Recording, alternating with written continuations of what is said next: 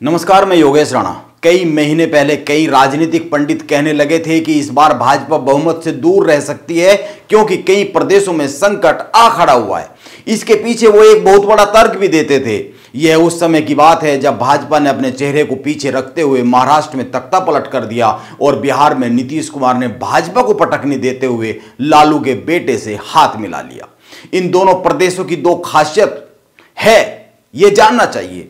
इसके बाद राहुल गांधी के 3 मित्रों की बात करेंगे और यह समझते हैं कि ये 3 मित्र कैसे 2024 की लड़ाई को एक अलग ही दिशा देते हुए साफ साफ दिख रहे हैं और राहुल गांधी क्या संकट में आते हुए दिख रहे हैं। राहुल गांधी की राजनीति, बिहार और महाराष्ट्र की मैं बात कर रहा हूं और बिहार और महाराष्ट्र की खासियत यह है कि यहां पर लोकसभा की 88 सीटें आती है और भाजपा यहां पर गठबंधन के सहारे चुनाव लड़ती है।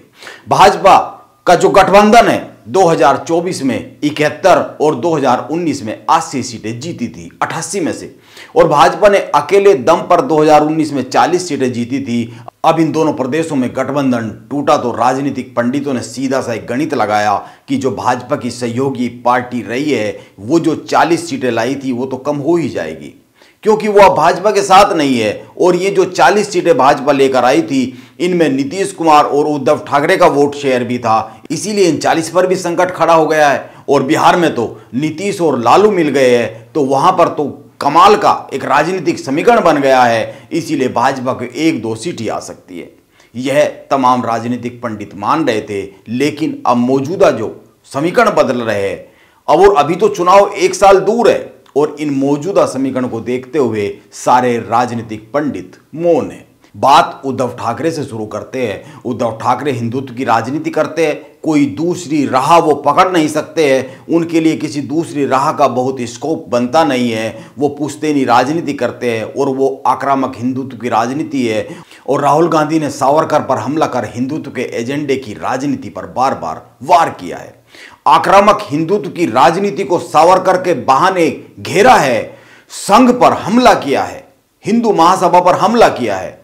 उद्धव ठाकरे राहुल गांधी के दोस्त है, इसी दोस्ती के लिए तो उद्धव ठाकरे ने भाजपा को छोड़ दिया था, लेकिन राहुल गांधी ने अपनी दोस्ती को राजनीतिक लाइन नहीं दी। राजनीति में राजनीतिक दोस्त के महापुरुषों पर कभी सीधा हमला किया नहीं जाता है। हो सकता है आप उनका जिक्र ना करें, लेकिन हमला तो किया ही नहीं जाता है। यह राजनीति में तो कतई भी संभव नहीं है कि आप राजनीतिक दोस्त के महापुरुषों पर हमला करें। इसीलिए उद्धव ठाकरे ने अपने दोस्त राहुल गांधी से राजनीतिक नाता तोड़ने की बात कह दी है। हालांकि राहुल गांधी बैकफुट पर आए हैं। राहुल गांधी ने कह दिया है कि वो अब कभी भी सावरकर पर हमला नहीं करेंगे।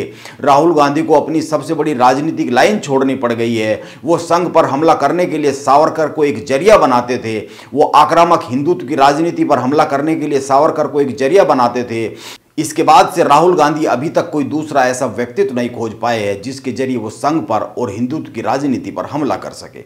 लेकिन अब तीर कमान से निकल चुका है। अगर उद्धव ठाकरे इस तीर को वापस लेने की कोशिश भी करते हैं तो महाराष्ट्र में उनके लिए राजनीतिक जमीन पर चिंता बनेगी, क्योंकि सावरकर के खिलाफ लगातार बोलने वालों के साथ महाराष्ट्र में उद्धव ठाकरे कैसे दोस्ती कर सकते हैं, यह समीकरण जमीन पर कैसे बैठाए जा सकते हैं। और दूसरी बात, राहुल गांधी ने दूसरा सबसे बड़ा राजनीतिक मुद्दा बनाया नरेंद्र मोदी और अडानी की कथित दोस्ती। शरद पवार राहुल गांधी के दूसरे बड़े मित्र हैं, उन्होंने राहुल गांधी के इस मुद्दे की हवा निकाल दी है। शरद पवार ने साफ साफ कह दिया कि यह हिंडनबर्ग की जो रिपोर्ट है यह टारगेटेड हमला है। उन्होंने राहुल गांधी द्वारा देश के बड़े कारोबारी घरानों को निशाने पर लेने पर भी आपत्ति जताई है।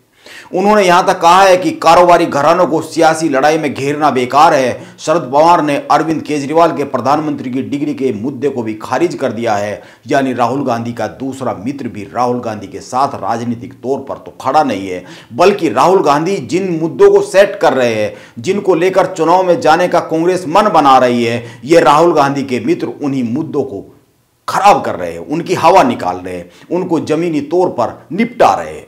अब आते हैं बिहार में नीतीश कुमार पर। नीतीश कुमार खुद चाहते हैं कि कांग्रेस पीछे से सपोर्ट करे, वह कहीं गठबंधन की राजनीति में फ्रंट पर ना दिखे, वो सीटों में अधिक हिस्सेदारी की बात ना करे। नीतीश कुमार किसी भी सूरत में बिहार में कांग्रेस को मजबूत होता हुआ तो देख ही नहीं सकते।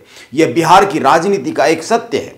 इस तरीके से राहुल गांधी के सामने दो संकट आ खड़े हुए हैं। एक, राहुल गांधी के मुद्दों पर विपक्ष ही साथ नहीं दे रहा है, बल्कि यूं कह सकते हैं कि उनके परम मित्र ही साथ नहीं दे रहे। और दूसरा, विपक्ष में उनके पास दोस्तों की तो पहले से ही कमी थी और अब तो और भी अकाल पड़ता हुआ साफ साफ दिख रहा है। ऐसा क्यों हो रहा है, यह एक सवाल तो बनता ही है। मैं मानता हूं कि राजनीतिक समझ और जमीन पर राजनीति की कमी, लगातार जमीन पर राजनीति की कमी के कारण इस तरह का माहौल बन रहा है। राहुल गांधी मुद्दे उठाते हैं, मीडिया में बोलते हैं, दिल्ली में बहुत सारी बातें कहते हैं, लेकिन जमीन पर समीकरण और राजनीतिक एक्टिविटी कहां है?